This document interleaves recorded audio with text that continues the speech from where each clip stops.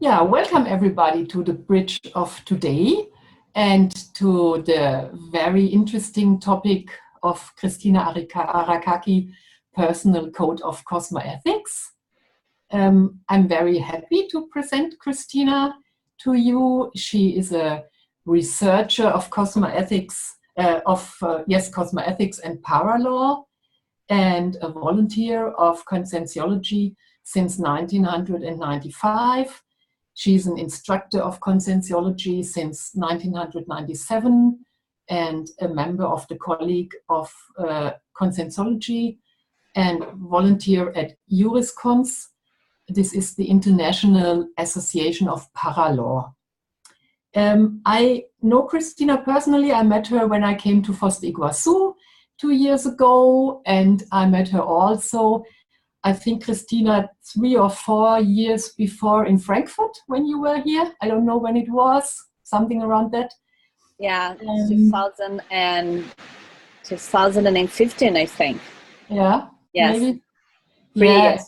3 years ago. Yes. So you came together with some other teachers of conscientiology to teach us a course about the personal cosmoethical code. And this was very great experience. And this was very nice that you came from Foz do Iguaçu to Frankfurt to teach it in English language for us.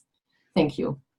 I also want to thank the team of The Bridge, which gives me the opportunity to be your host today.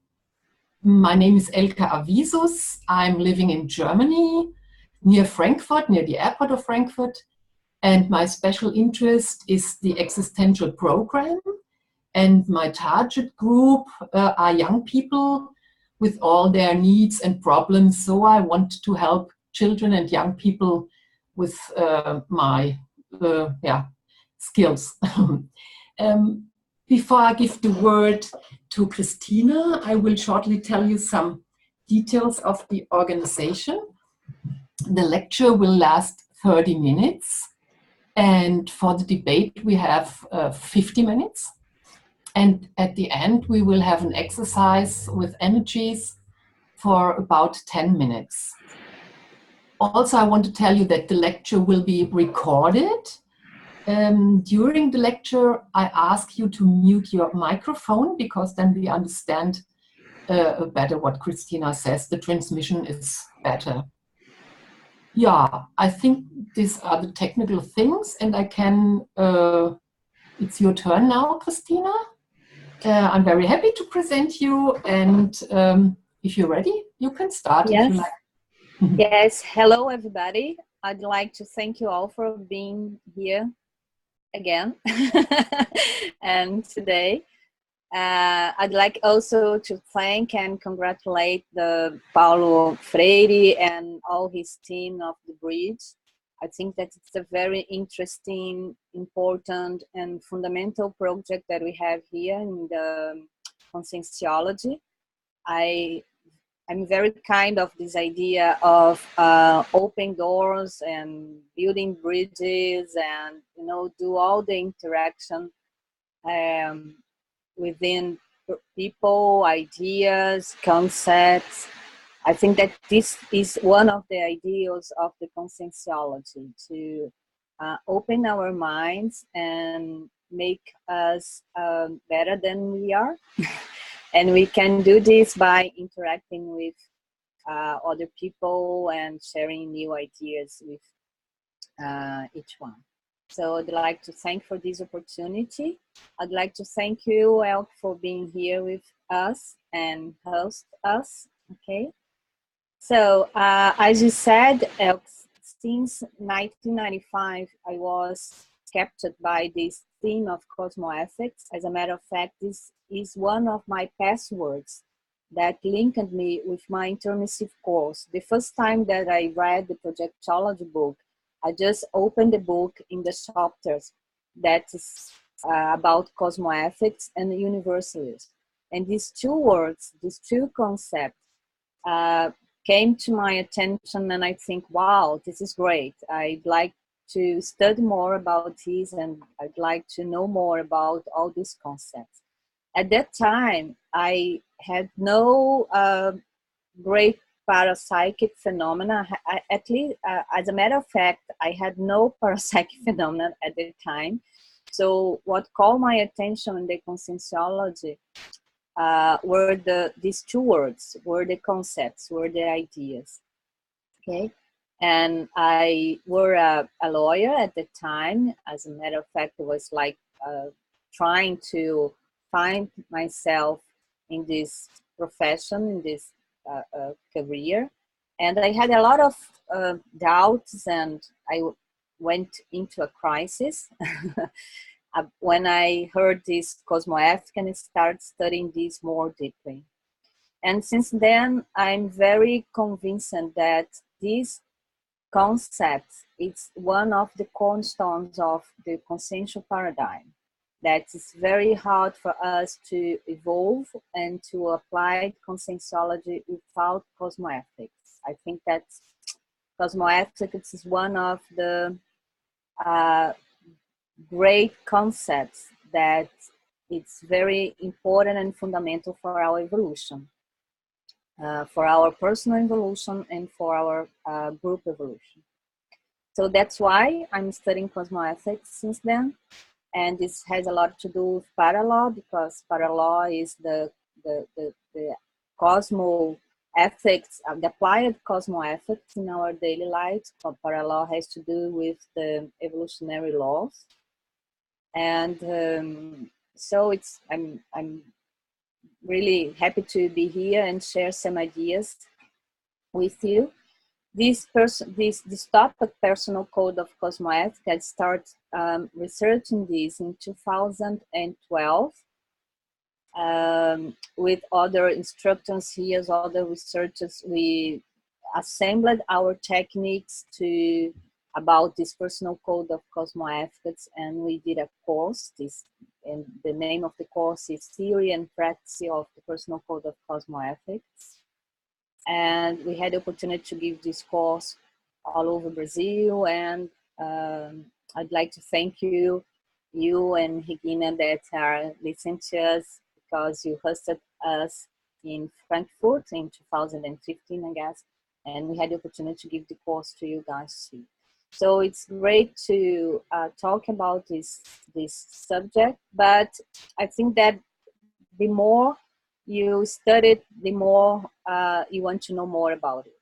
Okay, so let's start. This is some guiding questions. What is cosmoethics? I think that we have no doubts about that, yes. Why should we follow and experience cosmoethics? And how can we follow and experience cosmoethics on a daily basis? This is very important, because sometimes when we work with some what I call transcendent concepts like cosmoethics, like megafraternity, like paralaw, sometimes we tend to be in a very only with theory, okay? And we think that these transcendent concepts, we can understand them just reflecting about them. Reflection is a good thing. Reflection indeed is a kind of experience, but in my experience and in my observation, I think that changing our behavior, changing our way of thinking, like do a kind of restructuring of our way of thinking, is our great challenge right now. Since we have just finished maybe our first or our second intensive course, we have like the ideas, they are very, very, sometimes they're clear in our heads, but we don't have the experience how to put them into practice. And I think that this, with cosmoethics, we have this challenge as well, because during our past lives, probably we knew about human moral and ethics, and sometimes I guess that we have acted in a very moral and ethics way. But when you talk about cosmoethics, it's far beyond that, because we are including this concept within the consciential paradigm. And this means multidimensionality, this means bioenergy, this means for sanity, it means a lot of other things that is really challenging, okay? So these are the main topics, and maybe we can just pass through some of them and pay more attention or like discuss in deep more of them. But if within the 30 minutes I couldn't go through all of them, then we can go back to some of the topics during the debate time, okay? So this is this belief principle. It's very important here. And well, it's good for us to have people with different kind of experiences, so we can share our experiences with within us. I think that this also is one of the cornerstones of the consensual paradigm. Yeah. And dealing with cosmoethics enable us to put this belief principle into practice, because sometimes we have to deconstruct our own beliefs and in order to act in a more cosmoethical way. And sometimes we have to ask questions to ourselves and put all our certainties into doubt in order to recycling and be open to new ideas. Okay. So this is some definitions about cosmoethics. The ethics or reflection over the cosmic, multidimensional. Okay, I can't read here, just listen. And morality, yes, on the cosmic moral that defines consensual hollow maturity. It's maximal moral and emotional discernment. It rises from the intimacy of the consensual micro-universe, the set of values that regulate the consciousness conduct in every dimension in which they manifest. I'd like to call your attention that there's that there are very also important concepts here, like hollow maturity, emotional discernment, yes, micro universe, and values, yes. So I think that these are concepts that are very linked with cosmoethics. And what caught more my attention is that this one here, that cosmoethics rises from the intimacy of the consensual micro-universe. That means that cosmoethics is not out there. It's not out of us. It's within us. Yes.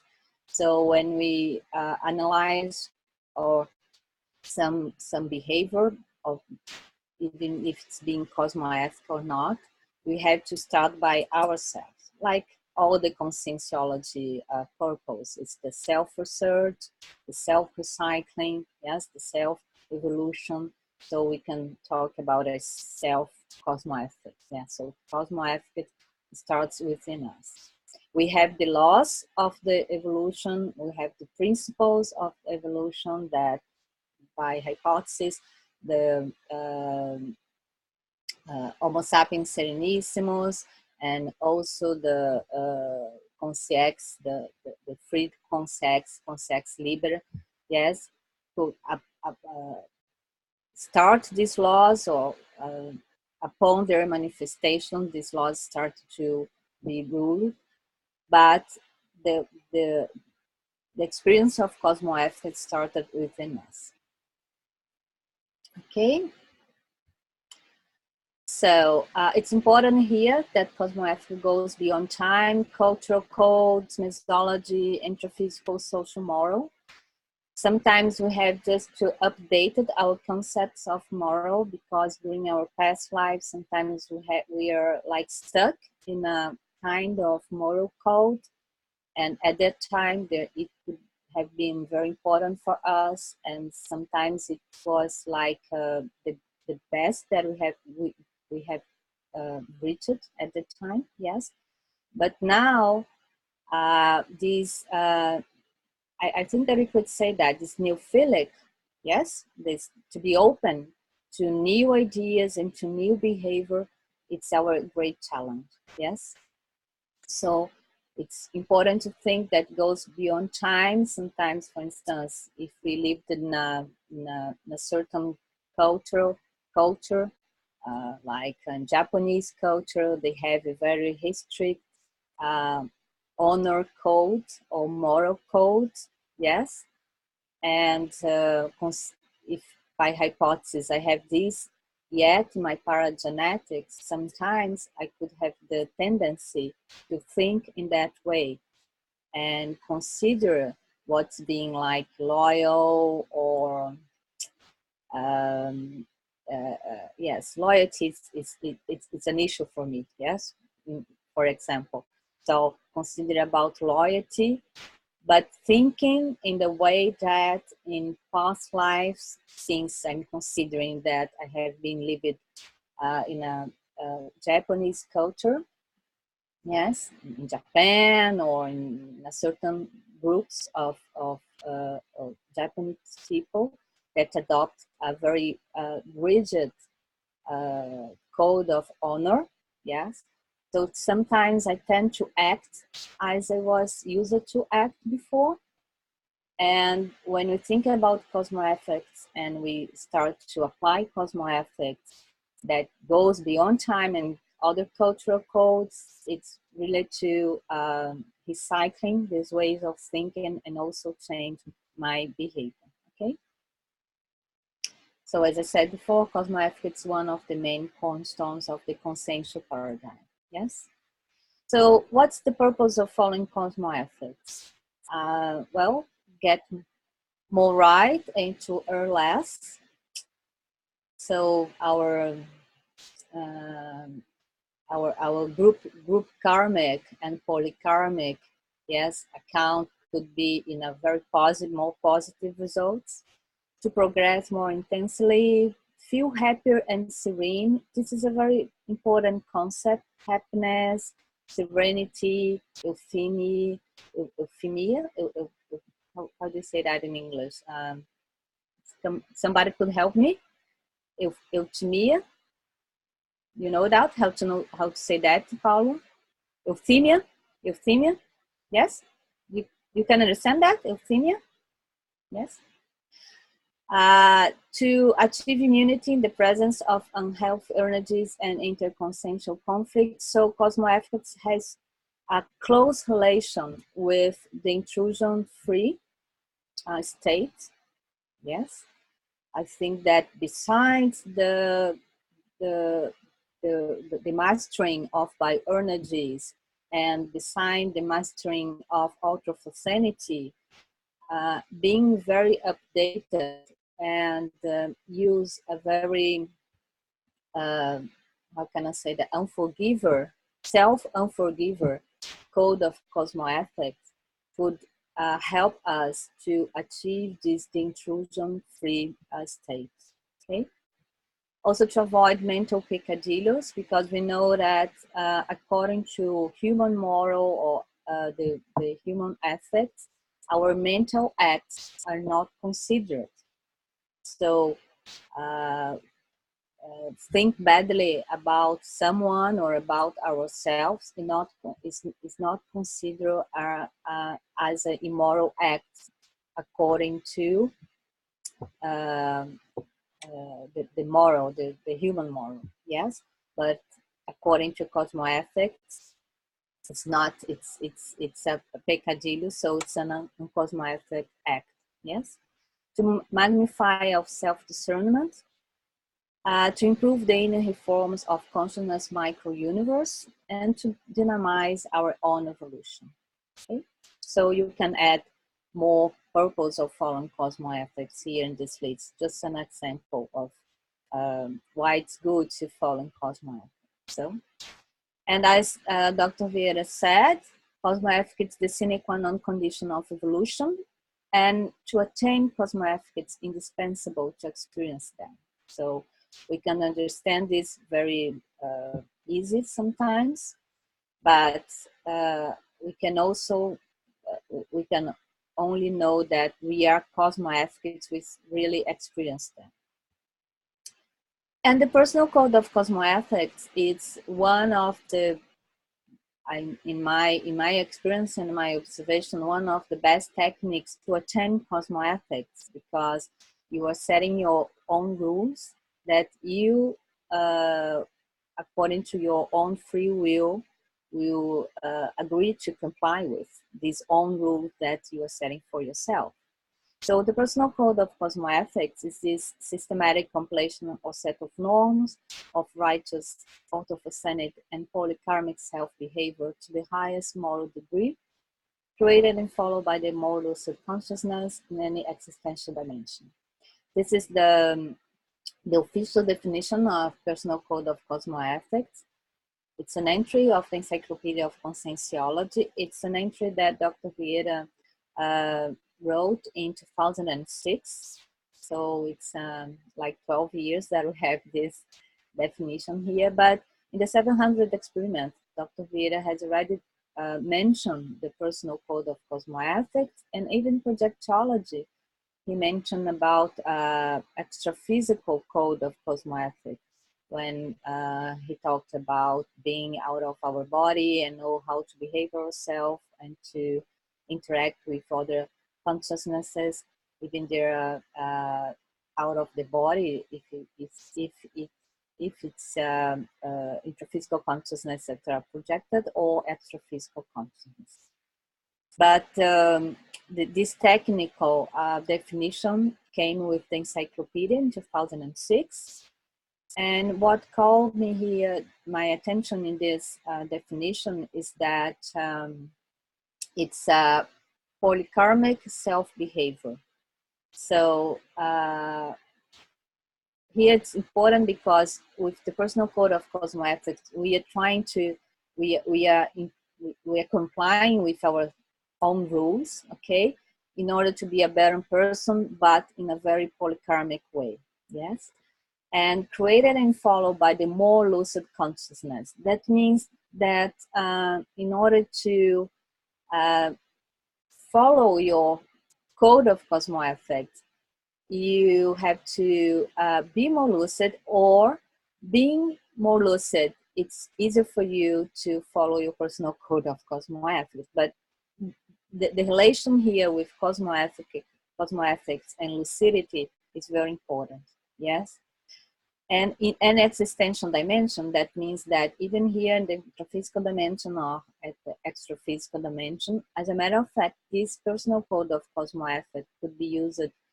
The idea is that you have this personal code of cosmoethics within your mental soma, and as we change the way we understand more about ourselves and about evolution, we can bring this personal code of cosmoethics along our future lives. And of course, with our new lives, we're going to add more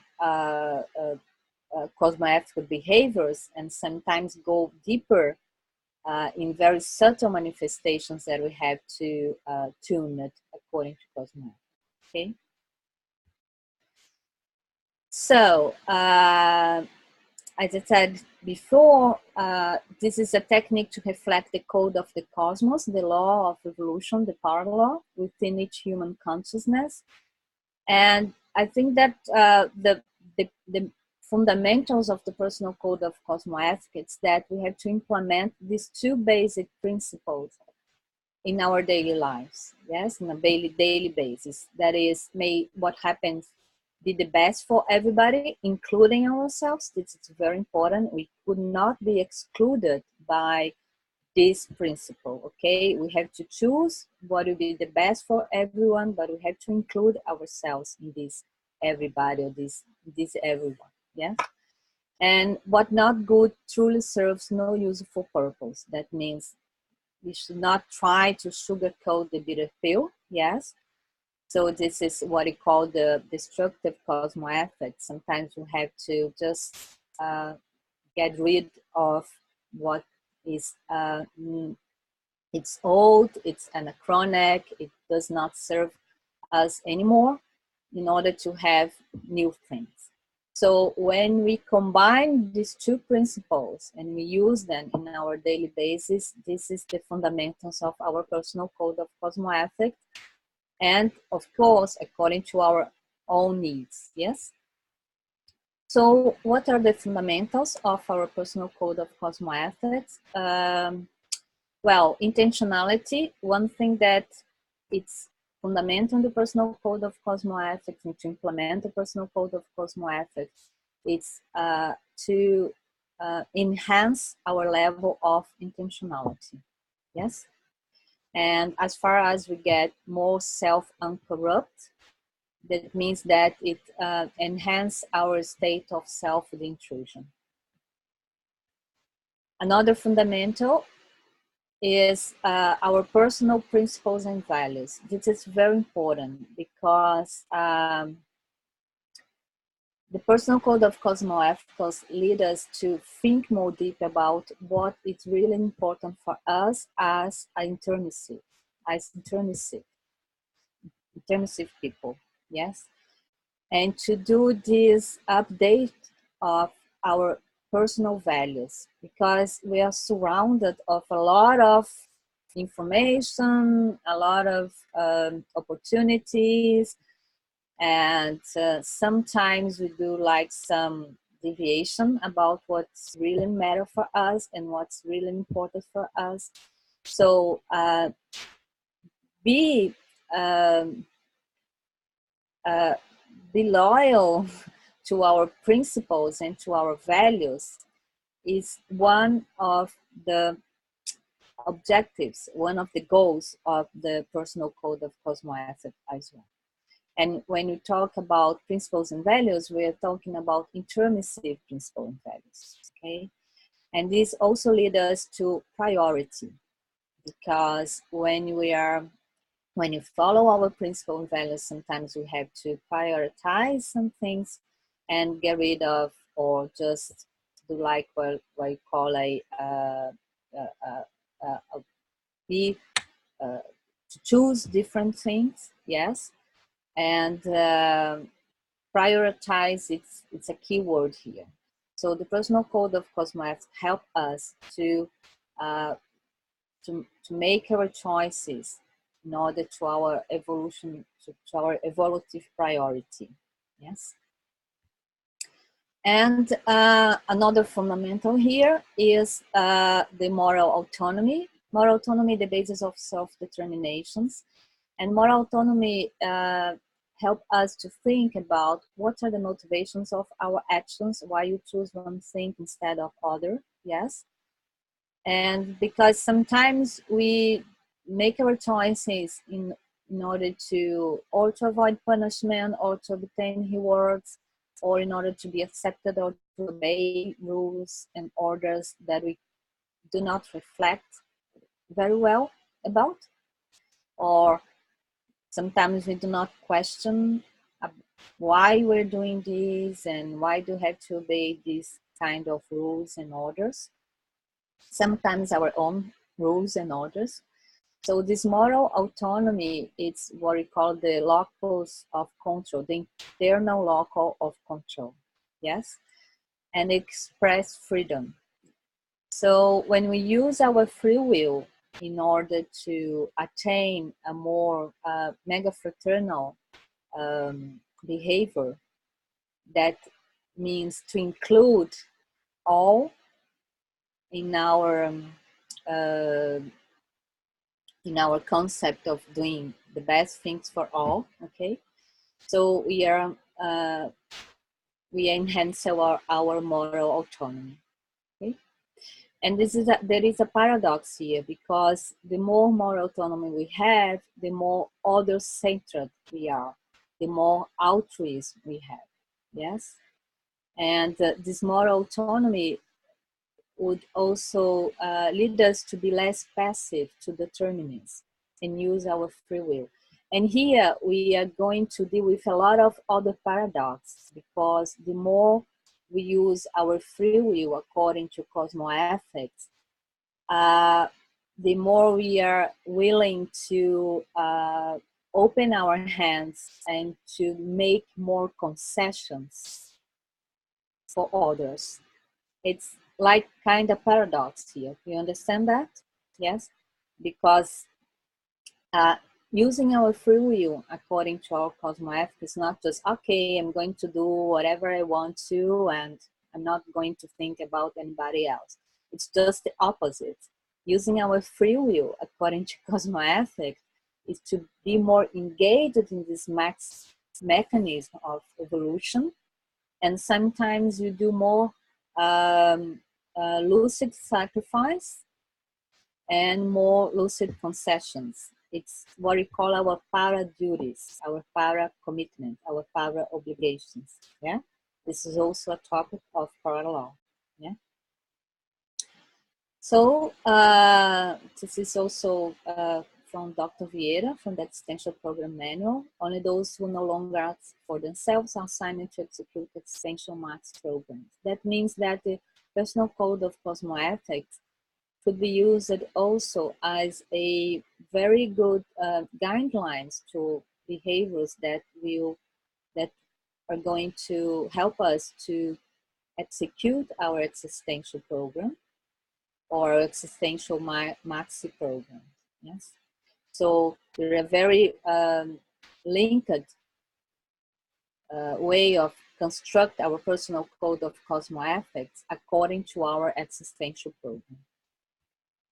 So this is the functional cycle of of the personal code of Cosmoethics. It's very simple. The first phase is for us to do like what we call a self-diagnosis. You just have to observe yourself or think about what do you want to change for better, of course, yes. And we do not think only about weak traits. We can also think about strong traits as well. So what kind of strong trait do I have? And I want to put it more into practice. What kind of, for instance, lack trait that I would like to obtain? Or what kind of weak traits that I could change, that I want to change, okay? So we can use here all kind of techniques that could give us as much as information about ourselves that we could obtain in order to know what we want to change, yes? And then based on that, we write a rule, a personal rule, and the writing of the rule has to be very, very personal, okay? Each one would know what kind of change you want to do, or we could be a better version of ourselves. I think that this can summarize very well about what the personal code of Cosmoethics does. It makes us better. Yes, it's help us to be a better version of ourselves. Then we put it into practice, what we call self-enforcement.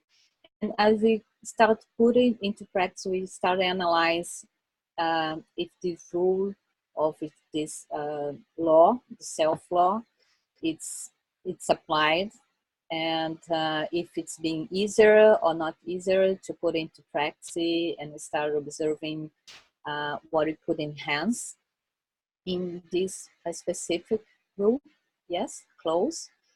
And if it's necessary, we do like a revision, or as we start changing our behavior, we can discover more subtle traits or more subtle kind of behavior that could be also enhanced according to Cosmoethics, and then we restart the whole cycle.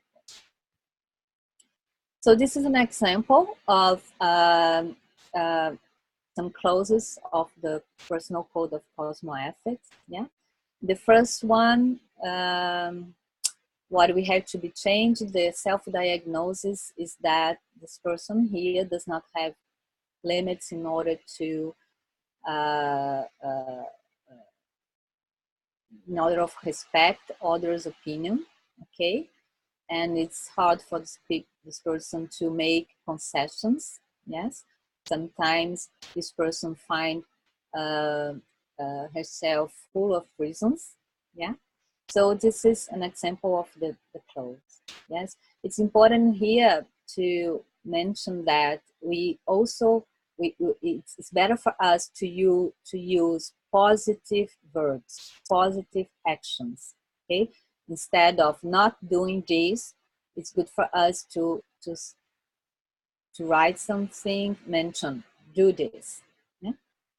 The second close example here, it also talks about limits, but in terms of activities. Yes. So this is for the person to be more selective and to prioritize activities. Yes, sometimes we do a lot of things and we deviate from our main priority. And also here to make concessions and to accept to lose and drop opportunity in the benefit of the holosomatic balance. The end of the rule, the end of the clause, sometimes it's important for us to be linked with a value or to be linked with the motivation for us to change. Okay, so here is to keep the equanimity of the interconsensual relations. So the equanimity of the interconsensual relations is a value for this person here. And also here, the self-committed to the multidimensional interstitial mechanism is also a value, or also something important for the person who writes this clause here. So there are some rings for the writing of the PCC. So it's like some guiding questions. So the first one is what? What is the new behavior that you want to do, or you want to act according to? Okay, so you have to think.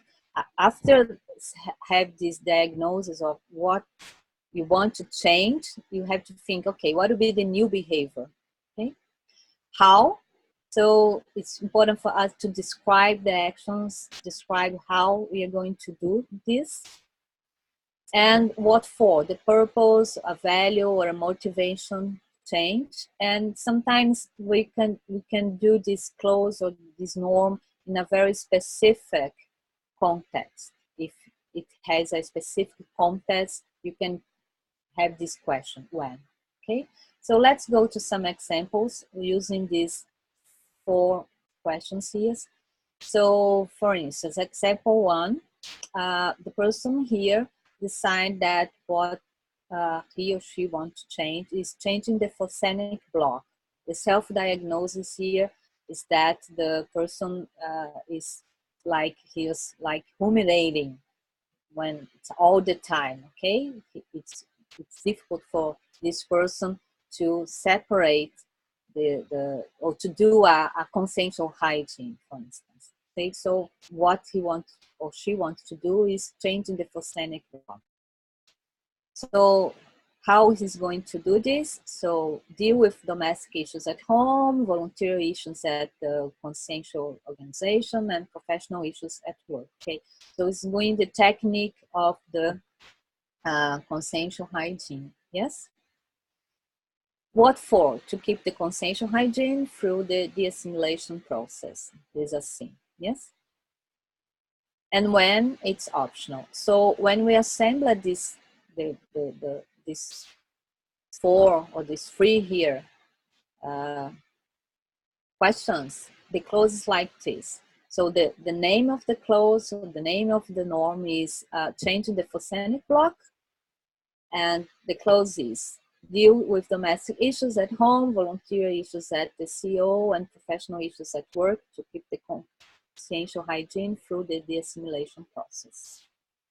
Another example here, effective communication. Cristina, I just wanted to add that the 30 minutes are over, but I think maybe okay, sorry.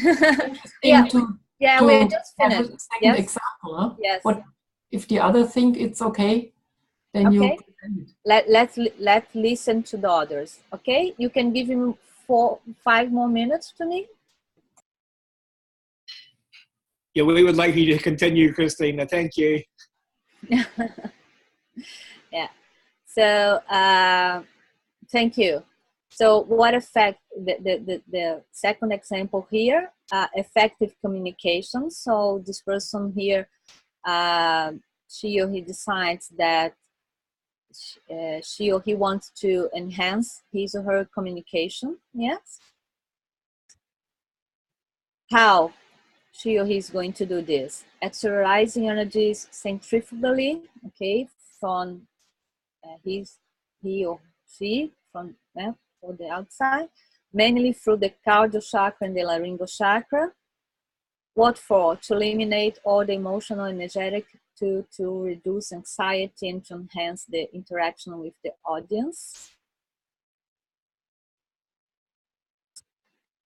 Whenever I communicate, whenever the person communicates. So the close is, whenever I express myself, I will exercise energy centrifugally, mainly through the cardio chakra and laryngeal chakra, in order to eliminate all the emotional and energetic blockades, to reduce anxiety and to enhance the interaction with audience. It's very simple. Writing the close, it's not difficult. I think that the main process is to do the diagnosis that's the priority for each one in order to recycling process. Okay, so let's go here to the characteristics of the personal code of Cosmoethics. Of course, it's personal. What means personal? Means that we cannot use or copy and paste, okay, the clothes of other people. We can be inspired by them, of course, yes, because sometimes we have the same difficulties, we have the same challenges, but doing a copy and paste, we're not going to work. So we have to adapt and write our own clothes according to our own reality, okay? It has to be centrifugal. That means that it has to start with us and go outside of us. Increasing refinement. That means that it's a dynamic process. So the personal code of Cosmoethics is not a static document, okay?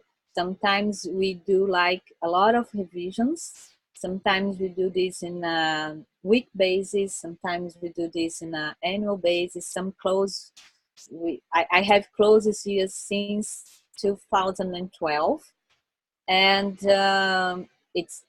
it's the same clothes in my personal code, my document, my personal code of Cosmoethics, and I have clothes here that, I don't know, weekly I have defining the writing, okay? This is very important here. This has to be feasible and challenging. This is a binomial. That's very important for us to understand. Our challenges, it has to be a challenge. It's not so easy for us to do, but it has to be feasible. It could not be so difficult for us to do. Sometimes we have to start step by step, okay? Have to do this step by step. Self-imperative, self-unforgiving. This is another concept very important for us to understanding. Self-unforgiving does not mean self-punishment. Self-unforgiving means that we have to think like this: I can do better, I know that I can do better, and I know that I can do different. So self-unforgiving means that we respect ourselves in order to be kind, have what some people call self-compassion, yes, but be kind with ourselves and respect ourselves. So we are trying to do in a different way, in a better way. That means self-unforgiving. Self-unforgiving also means being self-uncorrupt, okay? Quality is more important than quantity. Why you are mentioned here? Because sometimes people have 3, 2, 1 close in his or her personal code of Cosmoethics, and for that time, that's enough. Okay, so sometimes it's better to have less quantity of clauses and norms than a great number, and do not put it into practice. Okay, the writing has to be clear and concise. This is very important because when you read your clauses, when you read it, you have to know what you have to do. And sometimes when we use a lot of neologism, or sometimes when you're trying to fancy it a lot, okay, putting a lot of words, at the end we could think what I want to do here, what I have to do here, what I want to, what were my intentions in the time I write this. So clear and concise, okay? But the personal style of writing is very important here. For instance, sometimes you can use like a phrase that has a lot of meaning for you, yeah? Or sometimes you can use like a three vocabulary mega full scene. You know this technique? Yes? Yes, free vocabulary mega full scene. Like impulsivity leads to disaster. This is a three vocabulary mega full scene that I have in my personal code of cosmoetics. Okay, it's important for us to have it, write it down, sign it, and dated and signed. So I'm going to choose. This is my. I don't know if I can. Here. Yes. It's signed. Yeah. Here I have like a 15 clauses. Yes, short ones, but signed and dated. So it's like a personal agreement. Yeah, you are signing your personal agreement, and you have to carry it with you. So this is the benefits of implementing. The PCC allows self-position as personal cosmoethics, qualify personal intentionality. It's a very, very, very important prophylactic tool in overcoming self-corruptions, expand self-criticism, and leverage lucid self-parasitism. This is one thing that I want to talk with you. We can talk with later about the relations with self-parasitism and cosmoethics. Okay, we can do this in this debate. Okay, the personal code of cosmoethics is a compass for evolutive well-being. And also, I know that I have mentioned the interaction with personal code of cosmoethics and group code of cosmoethics. I'm just going to say one thing, and then we can talk more about this in the debate. From my experience and from my observation, I think that first, it's important for us to be used or to have the experience of having a personal code of cosmoethics before engaging a group code of cosmoethics. Why this? Because when we engage in a group code of cosmoethics, it's easier for us to comply with the rules of this group code of cosmoethics when we already know the dynamics of using a personal code of cosmoethics. Yes, because in the personal code of cosmoethics, we have to take responsibility for our own choice, and we are going to take the responsibility for our own changes. Yes, and when we are doing this in group, we can enhance our performance, as we already know how to do this, because we have already had this experience of using this with us. Yeah. So this is my recommendation, and the principle that I'm working with is that before going or doing or engage in a personal group of cosmoethics, have the experience of a personal code of cosmoethics. It's easier and it will benefit all the group. Yes. So that's it. Thank you very much. I'm sorry for passing like some minutes here, but we can open to the debate now. Yes, thank you very much, Cristina. And now it's time for asking some questions. If you have a question, please unmute your microphone and ask. You're welcome.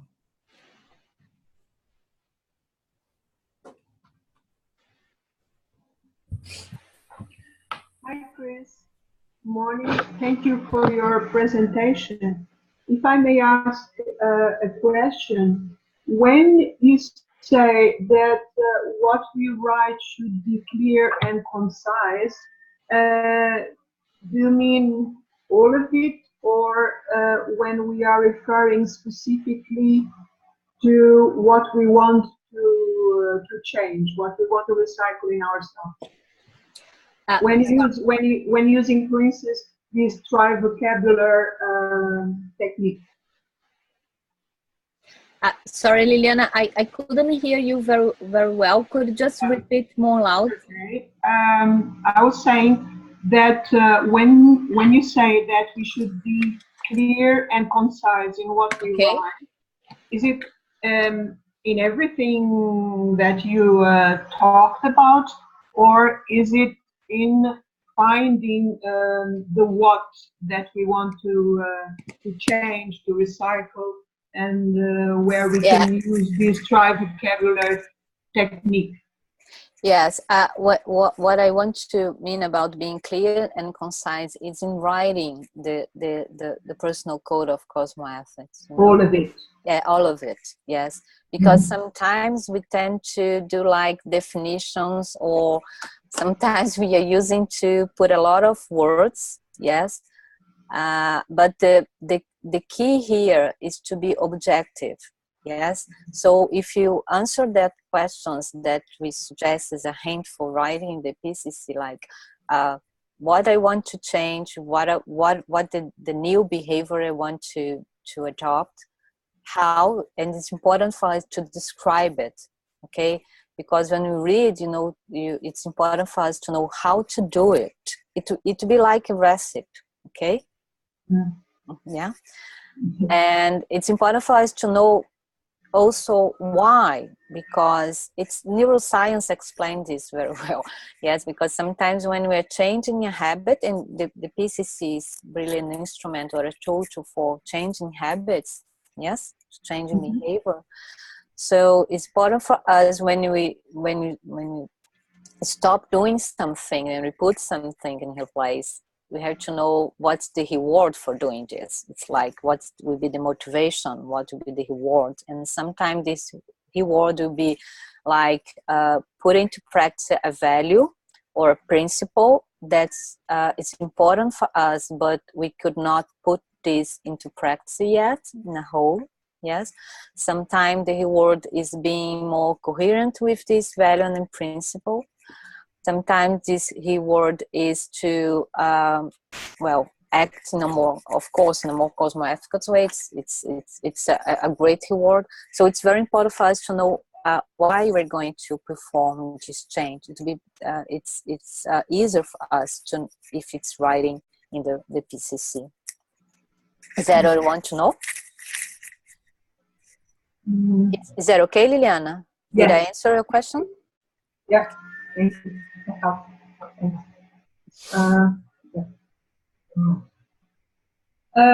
Can I ask one more?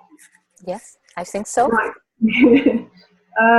I would like to ask if you have any tips eventually that you may have used for yourself about doing your, I think the most important thing, as you said, is initially to do the self-diagnosis, right? Yes.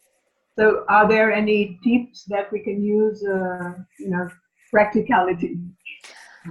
Yeah, I think that we do have a lot of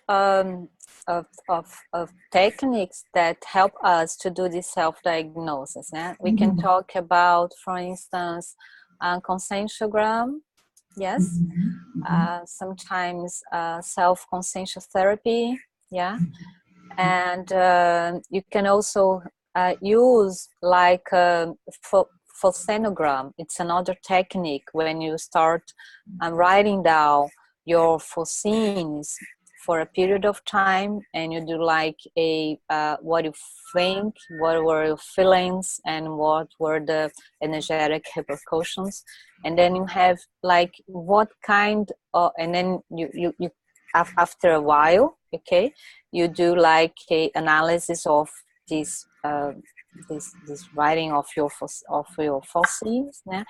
And then you can establish a pattern of your fossility. And then you say, okay, I'd like to change this pattern in this way. So this is another tip. I also use it in my case. I use what I call it a conflictogram. Like I starting taking notes about the conflicts in my daily life, my daily basis. Okay, inner conflicts and external conflicts. Yes. And then after a while, I also established like what were the roots of this conflict. Yes. And I start changing them. You see that clauses about limits and about making concessions. These are my clauses, my personal clauses. And one personal conflict that I had, well, I think that I still have, is that sometimes I do a lot of things, yes, and I have difficulty in have focus on a priority, one at a time. Okay? That happens to me as well. Yes. I know how it works. Yeah. Right. Yeah. Okay, this is very useful because you are giving here an idea that I think it's very interesting, which is of all of it, we can do a technique like, okay, we know cosmogram, we know self-therapy, but you can do not just the cosmogram, but the cosenogram, Yes. the conflictogram. Yes. This is a very interesting idea that had not occurred to me, so yes, very yes. useful, surely. Very And interesting. yeah, and there is another technique that is used for Everaldo Bergonzini. Yes. Yeah. And it's called errorgram. Okay, so what? Sorry. Equivogram, or to take note of the mistakes, mistakeogram. You can say like that. Okay. So what he did, he took note of all his mistakes during the day. At the end of the day, okay, he took note about his mistakes, okay, and also find the root of these mistakes. Okay, and then have clauses in order to overcome or do not repeat these mistakes anymore. Okay, so but I think that, Liliana, that if we stop and think for a while, just reflect, do like it's not necessary to do a 5-hour reflection technique, okay, but we just reflect a little bit. We know what we could be, what kind of behavior could be more cosmoethics. For instance, even a strong trait, okay, that's not being used fully in our manifestation, you could write something about this. Just give you some example about, I have here close in my personal code of Cosmoethics that has to do with writing a book, and the clause is like this: where's the book? Yeah, I could use that one too. Yes, where's the book? Yeah. Where is the book? Yeah. You see, this is very personal. It's not a, well, we have this suggestion of writing clause, but it's very important for us to adapt the clauses for us. So this single phrase, where's the book, for me has a lot of meaning. Yes. And this challenged me. Yes, when I read this, I say, wow, I have to write my book. Yes? Yes, definitely. Okay. I think that we need to demystify a bit that kind of everybody needs to write. It's not that, but some of us, we really it kind of really makes part of our proactive, I suppose. So Exactly. Yes, absolutely. Yeah, and another thing is contest, because it's contest. Sometimes people, it's not the right time to do. The priority is not writing a book right now, but for others is a priority. Okay, so this is why the personal code of Cosmoethics, it has to be revised, so you can add things or you can take off things. Okay, so it's a very dynamic document. Yes, and it has to be personal. You have to feel that yours. Okay. Okay, thank you very much. You're welcome. Thank you. Hi, everyone. I'd like to ask a question to Cristina. Hi, Patricia. How are you? I'm fine, thanks. I don't have a great difficulty in making this diagnosis, this self-research. I know my prior weak trait that I have to change, that I must overcome. And sometimes I know how should I do it and why should I do it. But my major difficulty is to really do it. So do you have any hint or any tip for us to really implement this on a daily basis? Why do you think it's difficult for you to implement your clauses, Patricia? I mean, do you have a personal code of Cosmoethics? It's written? A very, very old one. I need to rewrite because now I'm a new person. Yeah. So, well, first, I suggest you to rewrite it, to update it, okay, and to sign it, date it, and sign. Another thing to maybe just reflect if your clauses, if they are objectives and it's following that principle of feasibility and challenging. Okay. Another suggestion that I could make is to read your personal code of Cosmoethics every day. Yes. And well, just do it. Just do it. Yes. Because that's one thing. The personal code of just writing the personal code of Cosmoethics is not going to change our behavior for sure. Okay. But it's like a guide, and it helps us to have very clear in our minds what we should change and how we should change. Yes. So that's it. And sometimes you just have to know or try to find out why it's difficult for you to put it into packets. Sometimes you have to ask yourself, do you really want to change? Yes. And I have the motivation to change. Do I really have to recycle? Yeah. And it's challenging, but it's also good, because when starting the cycle, it's be like you're never going to stop anymore. Yeah. And for instance, I went to do the Serenarium. That's a 3-day laboratory here. Yes, the Serenarium. Yes. And I had a lot of ideas and inspirations for new clauses of my personal code of Cosmoethics. And when I get out of the Serenarium, yes, I have like 10 new clauses of my personal code of Cosmoethics.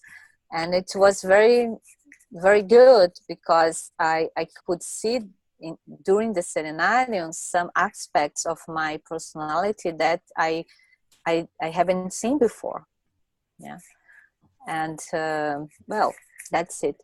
But just my suggestion is fewer clauses. Let's start with 5 at maximum. Yes. Okay. and objective ones. And as you said, you have no difficulties in doing your self-diagnosis or self-observations about what you have to change. Just write it down and do it. Okay. I think there are very old habits. Yes. Maybe they're with very strong roots, so it's kind of hard. I need to make an extra effort, and sometimes I notice extra physical pressure of extra physical consciousness. So maybe I need to make a greater effort to really do it and work more energy and do some energetic exercise in order to really change this, to overcome this. Yeah, but sometimes what your causes could be related to the way you are thinking. Okay, but that's the idea of the PCC, the Personal Code of Cosmoethics. Yeah, and when you mention the extra physical consciousness, you're right. Yeah, so that's why sometimes we could start with not the hardest one. Okay, you could start with something that that's challenging, but it's easier. It's more easier for you. Just do not try to start with the hardest change of behavior. Yeah, you can do this by steps. Okay, I got it. Sometimes de-dramatization is important. Yes, de-dramatization. And another thing is that we are not going to succeed. Well, sometimes you could succeed, yes, at the first time, yes, but the main objective is keep going. Yeah, sometimes you for instance, this clothes, my personal clothes that I showed you about having limits and to do the prioritization of activities. Yes, this is very hard for me. I really have great difficulties to put this into practice. Yes, and for some kind of activities, it's easier for me than others, but my clothes is still there. Yeah, since 2012, I know that I had some progress, but I do have a lot of work ahead to do regarding this issue. Okay, thank you very much. You're welcome. Good tips. Yes, good luck. Thank you.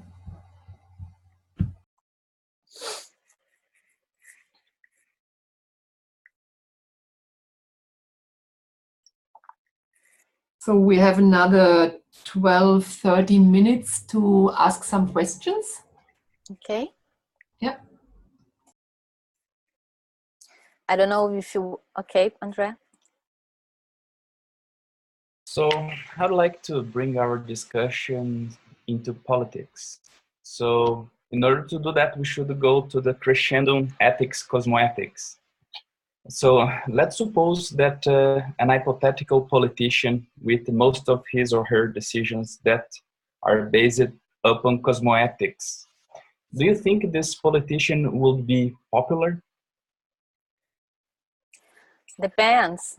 You mean intraphysical popular or multidimensional popular? Intraphysical. Well, it depends, but even if it depends, sometimes it could be popular means, but when you mean popular, you mean populist? No, but you mean... No, not populism, but like a politician that has chances to be elected. Not yes. Popular. Yes, I think that, yeah, I think that it could be popular. Yeah, why not? Yeah, acting in a cosmoethical way attracts a lot of attention, and I think that people want to do and like what is cosmoethic, because you know that this cosmoethic analysis and judgment is not from people. It's not from external judgment or external analysis. It's an internal one. It's a personal one. And of course, sometimes when we act according to cosmoethics, it could be like, for others, it could seem to be contradictory, yes? But if you act according to cosmoethics, you are not so, like, we do not, we do not consider we do not consider important to be popular, first of all. But for others, yes, I think that a politician that acts according to cosmoethics could be popular, could be appreciated. I think so. Don't you think so? Partially. Partially. Okay. Yeah, because my main difficulty is to find a politics that is, I don't know, that his or her actions call my attention. So it's difficult. But in Canada, you have this opportunity. I think that Yeah. you have more opportunity that for us here in Brazil. Yes. Yeah, compared to Brazil, yes. Yes, compared to Brazil, yes, yes. Yeah. But I think that using ethics in politicians, in politics, yes, and cosmoethics in politics it's challenging for us, yeah. But you see, as we live in community, we are doing politics all the time. Even here in the conscienciological community, we have what we do here in group could be seen as a political activity. Don't you think so? Yeah, and this community here, I think that's a very great opportunity for us to experiment different kind of interactions and different kind of relationships. Mainly due to this principle of cosmoethics. I think that's one of the challenge for us, and it's a good challenge for us as intermissives, is to enhance the way we interact with each other.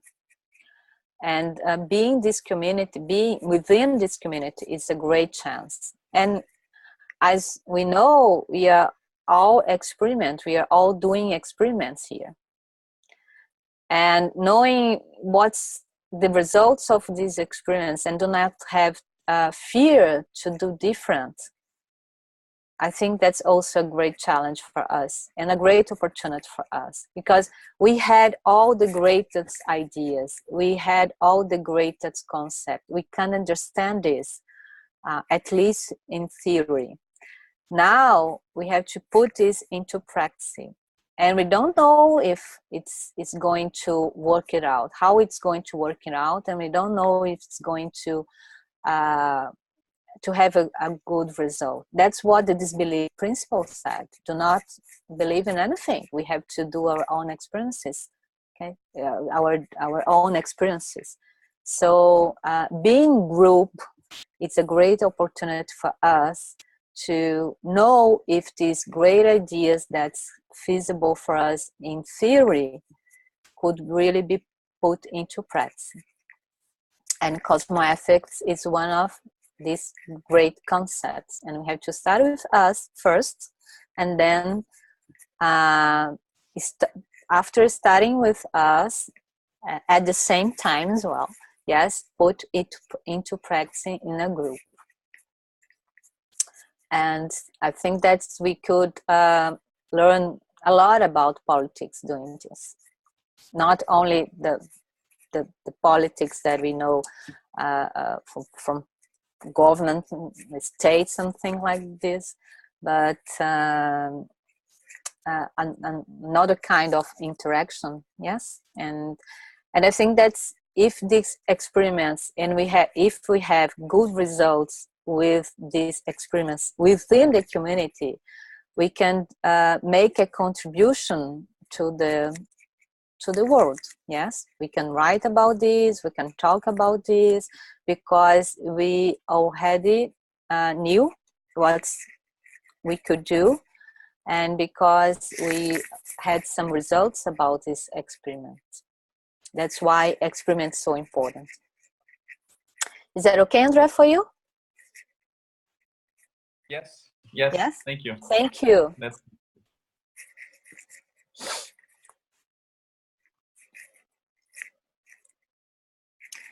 Okay, do you guys want me to go back to any slides here? And I don't know. Yes, we have another 5 minutes. Hi, So, Cristina. Hello. Yeah. Hello, hi, here it's Carla. Yes, I would like Cristina to go back and talk about I didn't see the slides, but she spoke something about parapsychism in one of the slides, and she said that she would go back. Yes, thank you, Carla. Yes, thank you for asking the question. Yes, why cosmoethics is so important to enhance our parapsychism? My idea of self-parapsychism is that the first multidimensional reality that we have to face is ourselves as a multidimensional being, okay, and a holosomatic being.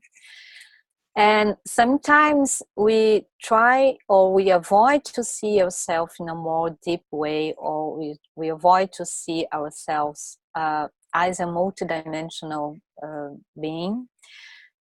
And what comes from this, see ourselves as a multidimensional being, that we're going to get in touch with what is good in us. That's great. And to admit this, but also to get in touch with what's not good, our anti-cosmoethical behaviors. Yes. And this, when we do not face this reality, this inner reality, I think that's very difficult for us to develop our parapsychism, because parapsychism not only had some external phenomena like clairvoyance or out-of-body experiences, or I don't know, other kind of phenomena that it's the communication with the outside. Parapsychism starts by communicating with ourselves. Yes, so we feel our own energies, we can listen our thoughts, we get in touch with our emotions. Yes, this is how parapsychism begins. So when we decide to be more uncorrupt, okay, to rise our level of being uncorrupt, not corrupt more ourselves, this will help us to develop our parapsychism. Another thing is that we conquer the trust of the helpers, because helpers, they are very interested in having more cosmoethic people in this planet, in this dimension, in this urbanization era. Yes, because acting in a more cosmoethical way, you're going to be more lucid, and we're going to have less conflict. So we are going to have less intrusion, self-intrusion and extra intrusion. Yes. So calling the attention of the helpers, or having the trust, the confidence of the helpers, we are going to have the helpers closer to us, and this help us also to develop our self-parapsychism. The third thing is that using our personal code of cosmoethics, it helps us to be more in contact with our existential program or to comply with existential program due to the prioritization that we could do. And also it's going to call the attention of the helpers and conquer what you call the functional helping, assédio, amparo de função, the functional helping, okay? And having the functional helping with us, this will also help us to develop our self-parapsychism. Once we are on the track of our existential program, our parapsychism is enhanced. This is my experiences, and this is what I've been observed. Yes, I said that as I worked with the legal issues, I had the opportunity to develop my parapsychism in doing contracts and assembling documents or writing bylaws. Okay, and why this? Because I really had I decided myself to use what I know, my knowledge, my experiences, in order to help others. This is one of the laws of the existential program. Yes, and this has to be considered when you are writing your PCC, and that's why it's helped us to enhance our self-parapsychism and develop our self-parapsychism. And the more you have your self-parapsychism develop, more lucid we are, and we can see ourselves in a more clear way, and also in a more compassionate way, and in a more benign way, forma benigna, yes? And this also is a very cosmoethics way to act, and it's also going to call the attention of the helpers. So, because we are acting as helpers of ourselves, and that's a good kind of starting being more cosmoethics first with us. So, is that okay, Carla? Yes, thank you, Cristina. Good to see you. Good to see you. Good to talk to you. I'm not seeing you. So thank you very much, Cristina. And now, do you want to guide us through a energetic? Okay. Yes. Okay. 10 minutes. Yeah. Energy work. So the idea here is to do a bioenergetic work. Is that, Paulo, to do a bioenergetic work? Okay. So the purpose of this bioenergetic work is to get in touch with our helpers, and get in touch with our helpers in order to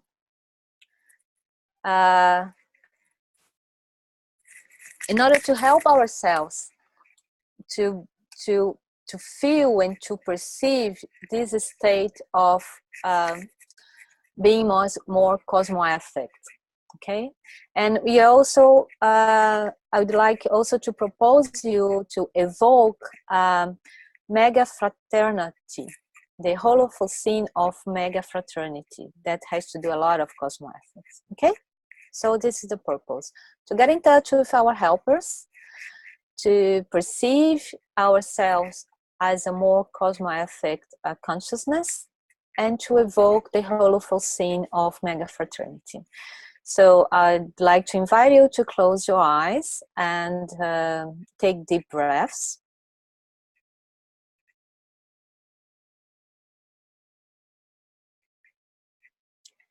Okay, just draw your attention to your respiration. You could install a quiet and silent state in your mind.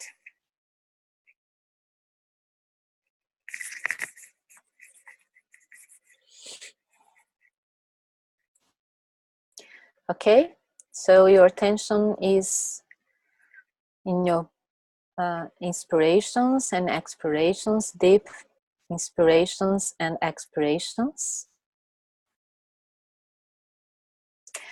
And using now your energies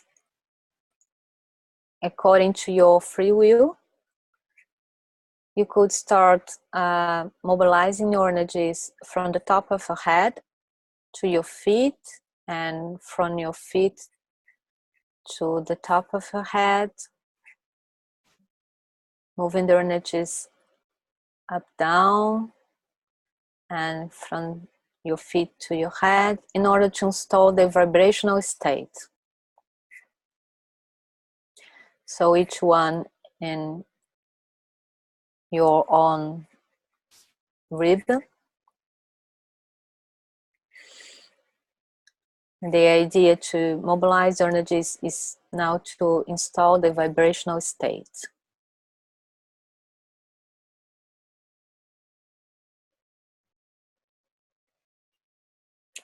And I'd like to invite you to perceive the effects of this vibrational state in the environment.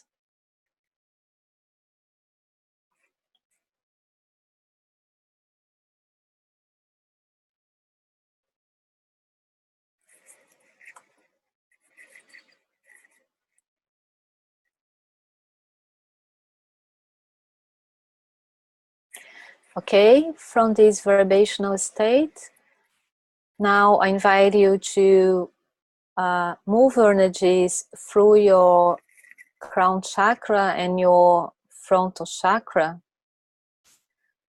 Just move the energies through these two chakras, mobilizing energies. Concentrate the mobilization of energies in your head. And as you move the energies through your crown chakra and frontal chakra, just think about the helpers.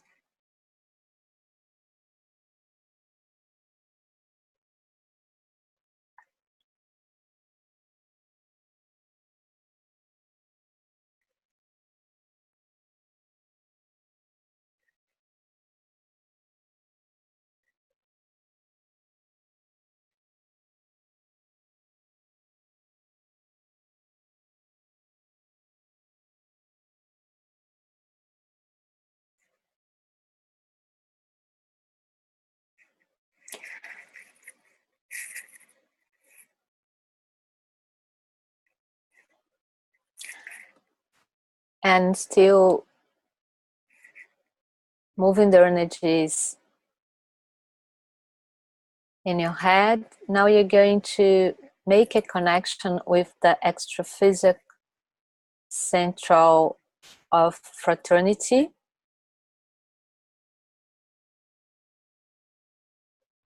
Try to connect with the Holofocene of mega fraternity, the Holofocene of Cosmoethics, the Holofocene of the evolutive max mechanism, the intersistential max mechanism. And once you have this connection, you start exercising energies.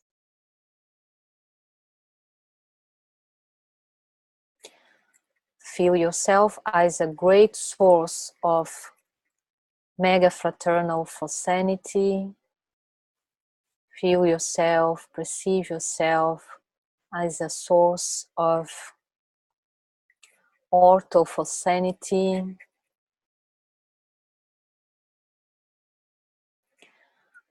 Keeping this connection with the extraphysical center of mega fraternity. Now you're expanding your energies, going beyond the intraphysical limits of the room you are in, and you expand your energies to this planet and then to the universe.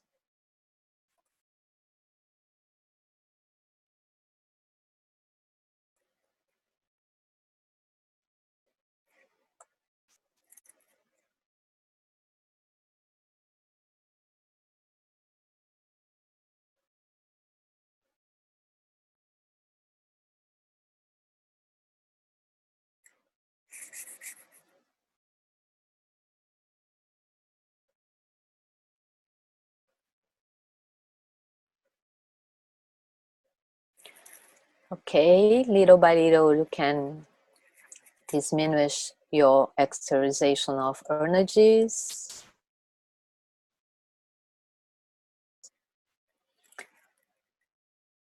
Take deep breaths.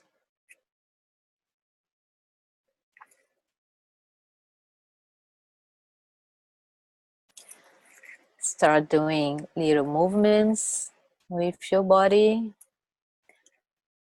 Open your eyes.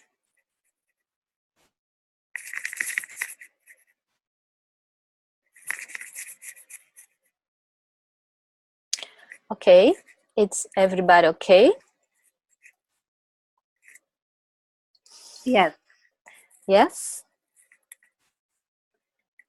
Okay, I don't know if we just have some minutes to, if someone wants to share the experience, but is everybody okay? Yes. Good. Yeah, if someone likes to change, we can have maybe 1 or 2 minutes more. Otherwise,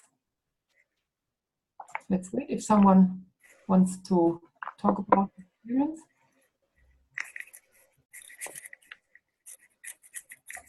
Okay. Okay, then we say thank you very much, Cristina. It was great. Very good. Yeah, that's me.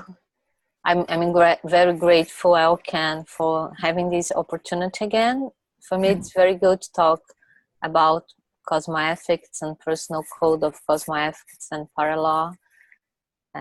Every opportunity that I have, I want to grasp it, and and it's good to change and have this interaction with you. I'd like to thank you all for being here with us, Andre, Carla, Elke. I don't know who else is here. I just could see you're free as well as Paulo. Yeah, I think there are more people online. Yes. Yes. Liliana, Patricia, Okay. Dave and Jane, and Ligia. So they're also in. Yeah. Okay. Okay. So I did something wrong here. Okay, let's see. But I think so. I think you were seeing me. Yeah. Yeah, Okay. see you, Cristina. Okay. Yeah. So yeah, I'd like to thank you all again. Thank you, Paula. Thank Elke, and thank you all. Okay, it was great to talk with you, and I hope we had other opportunities to see each other personally. Maybe Strasbourg, yes, or here. I hope so. Yes. Yes, or here in Brazil. Yeah, but it was great. Yes, thank you, Paulo, again for the opportunity. Yeah, in the name of the Bridge team, we'd like to thank you both again, Elke and Cristina, for your availability to repeat this meeting. And we know, Cristina, that you are giving a course this week, and thank you for your great presentation. And Elke, thank you again for a great moderation. Thank you very much. Thank you all, people. See you. Thank you. Yeah, have a great week. Okay. Hi. Bye. Bye. Thank you so much. Bye. Bye. See you. See you. Bye-bye. Bye. Bye.